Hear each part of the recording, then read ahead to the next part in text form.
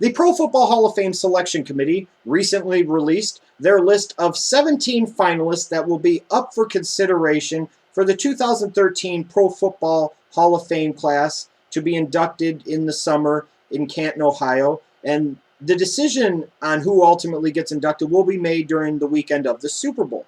17 finalists. It's a great list. You could pretty much argue just about everybody on the list, the 15 modern nominees and the 2 senior committee nominees. You could make a strong case, I think, for pretty much all of them that they deserve to be inducted.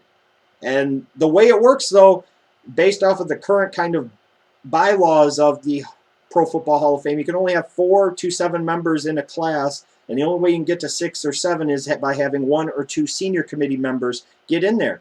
So you're basically left with, the way I look at it, 15 modern nominees that you have to, at most, pick 5 out of. It's a very tough thing to do, but that's what I'm going to do in this video. I'm going to talk about the first ballot finalist, break the other nominees into a couple different categories, and then let you know ultimately who I think should be inducted into the 2013 Pro Football Hall of Fame class. But I'll start with one really notable snub from this finalist list, in my opinion.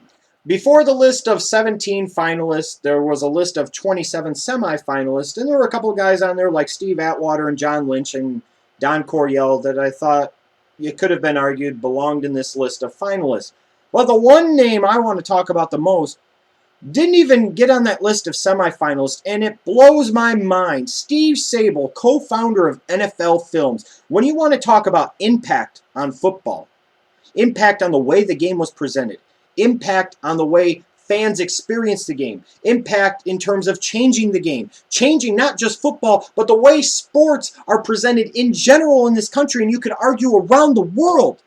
NFL Films played a significant role in that. I will take, and it took Ed Seau, his father, far too long to be inducted into the Pro Football Hall of Fame, in my humble opinion. I will take Steve Sable's 5 decades of credentials, and I'll put him up against anybody on this year's ballot or anybody else's ballot. He clearly belongs. Tragically, he left us last year due to brain cancer. So it's like, he even died.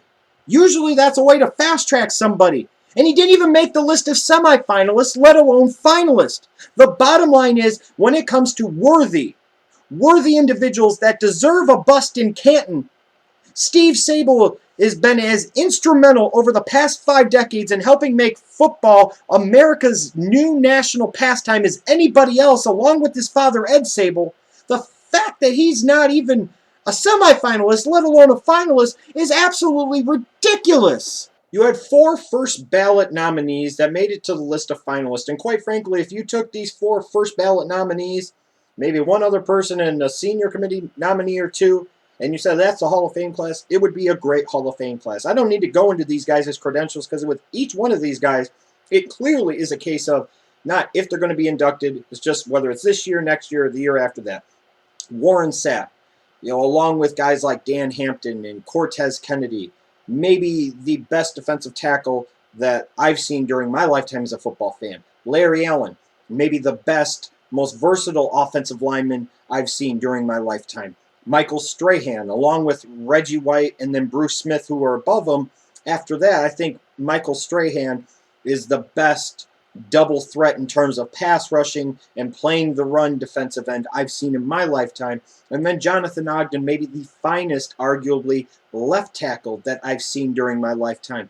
All 4 guys, their resumes speak for themselves. All 4 guys will have a bust in Canton over the next couple of years.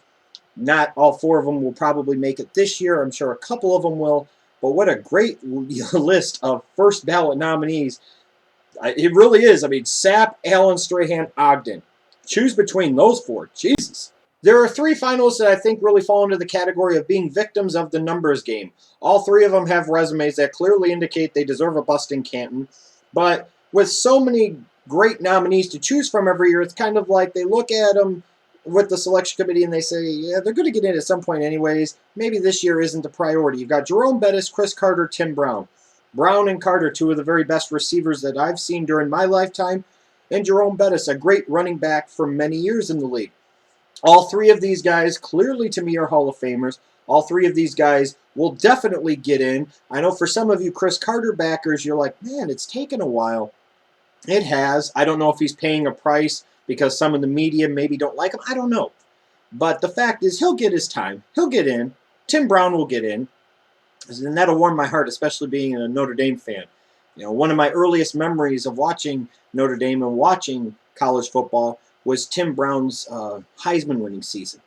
So I've always had a soft spot in my heart for Tim Brown. And then Jerome Bettis, another Notre Dame guy, obviously. So, you know, another guy I have a soft spot for. All three of these guys, like I said, if nothing else, have just been victims of the numbers game. So if you're fans of any of these three guys, be patient. They'll get in. May not happen for all three of them this year, but it's going to happen slowly over the next couple of years for sure. There are two finalists this year that I think are really just victims of their environment, whether that be because of the position they played and or the markets and teams that they played for. I look at Will Shields. It's hard for an interior lineman to stand out, especially when you play in Kansas City. But he was a part of some good Chiefs teams in the 90s and in the 2000s. He was critically important in pass protection, helping guys like Gerbach and Trent Green have 4,000-yard passing seasons. Guys like Priest Holmes and Larry Johnson have big seasons during their NFL careers. And you just look at Will Shields, a 12-time Pro Bowler, 12 straight Pro Bowls, an 8-time All-Pro guy. Clearly, his resume indicates he is a Hall of Famer. One of the very best interior linemen I've seen during my lifetime. And frankly, I hope he does get his calling this year. Aeneas Williams. I think, again, he's partially a victim of playing a lot of years for some very bad Arizona Cardinals teams. But an 8-time Pro Bowler, and he made the Pro Bowl for many years as a corner, and then later on in his career when he went to St. Louis, he became a Pro Bowler at free safety. But this was a guy to me that could do everything. He was an incredibly cerebral defensive back who was very good in man coverage, very good in zone coverage. He was very good in run support. He was a very good blitzer.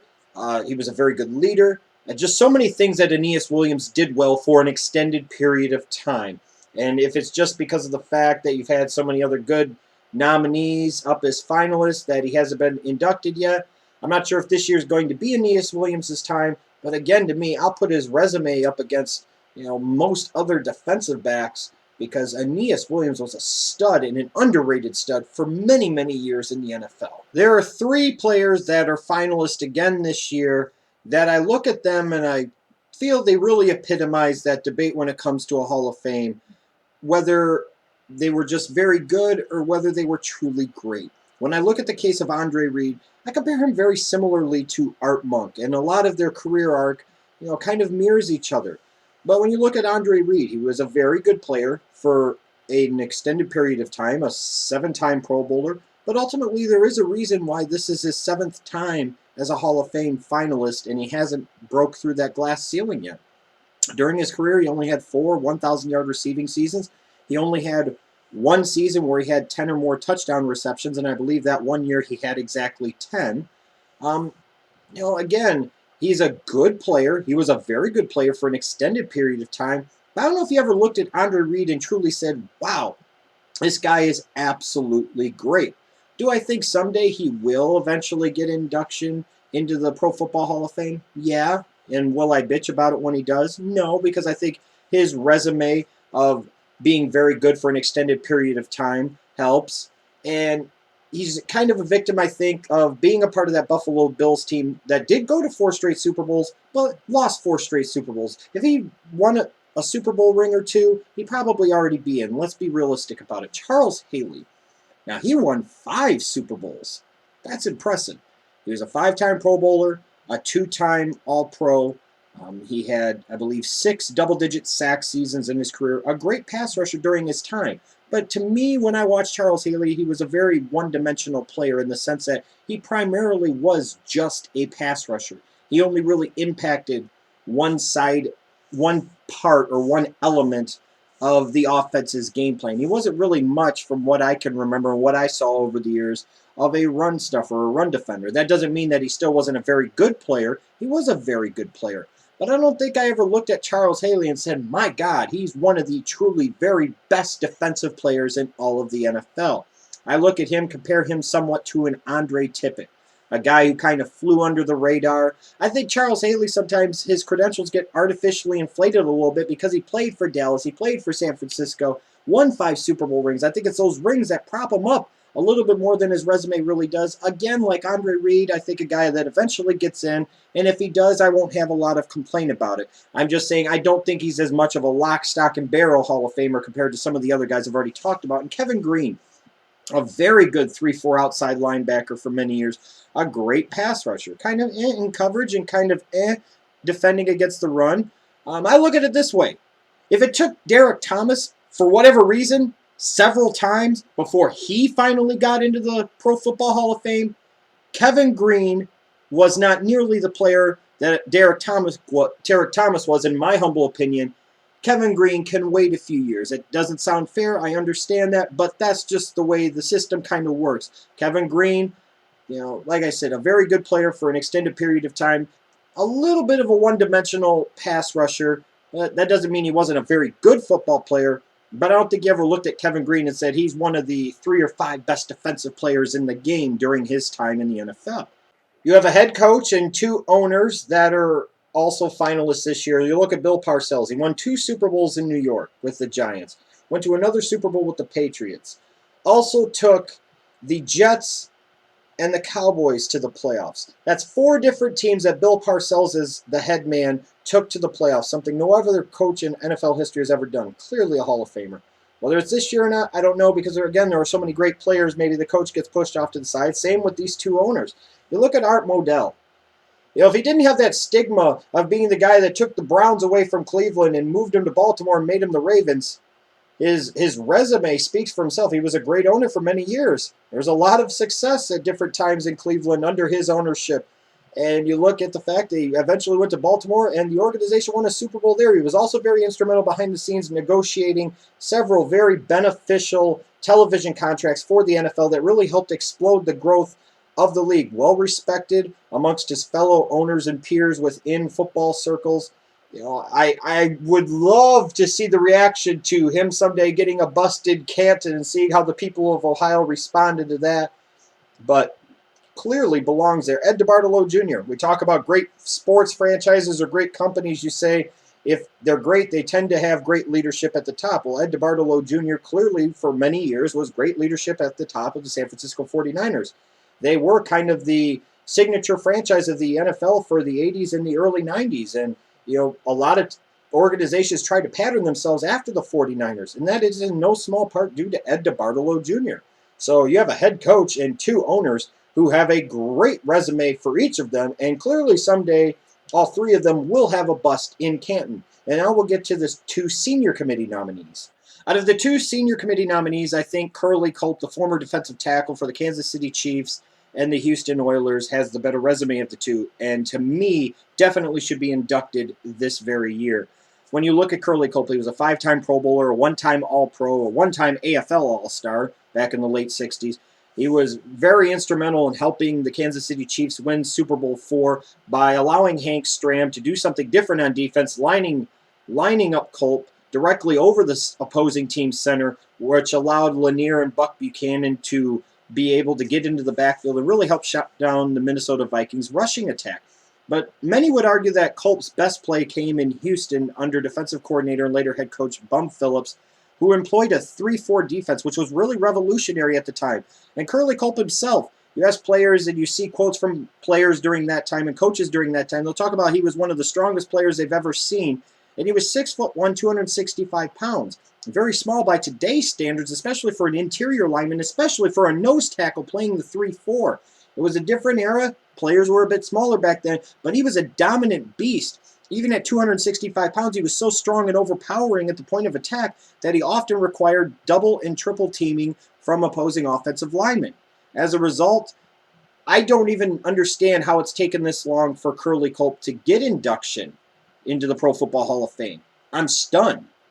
He definitely deserves a bust, and he definitely deserves to have it finally happen this year. Dave Robinson, the outside linebacker from the Green Bay Packers and later on the Washington Redskins. He was a part of some very, very good Green Bay Packers teams in the mid to late 60s. No question about it. And he played with some other great Hall of Famers, even on the defensive side of the ball, like Ray Nitschke and Willie Wood and Herb Adderley. Not to mention the Hall of Famers on offense like Bart Starr and Forrest Gregg and Jim Taylor and Paul Hornung. Hall of Famers abound on that team. My only issue with Dave Robinson being the senior committee nominee this year is the fact that I don't even think he's the best Packer from those teams that isn't in the Hall of Fame yet. To me, that's clearly Jerry Kramer. The fact that Jerry Kramer, who made the 50th anniversary all-time team back in the day and was a member of the 1960s all-decade team, I believe, isn't in the Hall of Fame, is absolutely astounding to me. So Dave Robinson, if I wanted to talk about whether or not he deserves induction, I think that's a conversation for another time. I don't even think he's the best Packer from that team that's yet to make the Hall of Fame. I can't believe guys like Jerry Kramer still are waiting for their rightful bust to be put in Canton. By no means the only oversight of the senior committee. You've got other guys like Ray Guy and Lester Hayes, and I can go on and on and on. Claude Humphrey's another one that comes off the top of my head. Ed Sprinkle, former Chicago Bear, one of the best pass rushers during his time in the 40s and 50s. Lots of guys. So I think Curly Culp clearly deserves induction. Dave Robinson, especially compared to some of the other guys that could be put in that spot, including another Packer from those teams, not so much.